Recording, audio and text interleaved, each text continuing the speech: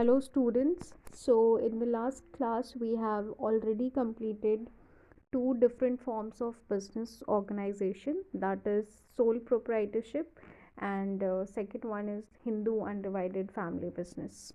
And today we will be studying third form of business, that is partnership.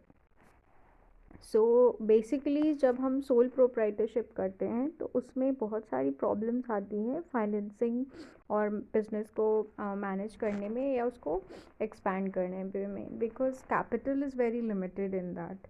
And in partnership it's quite different because you get greater capital investment, varieties of skills, and there is also sharing of risk. ऐसा नहीं है कि किसी एक इंसान पे पूरा burden होता है, just like the कर्ता.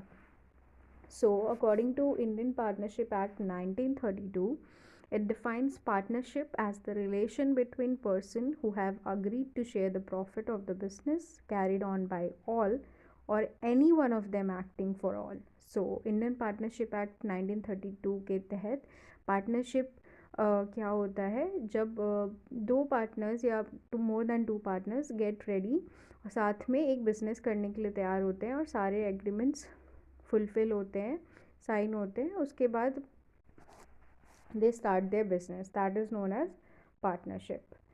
So now we'll be doing its features.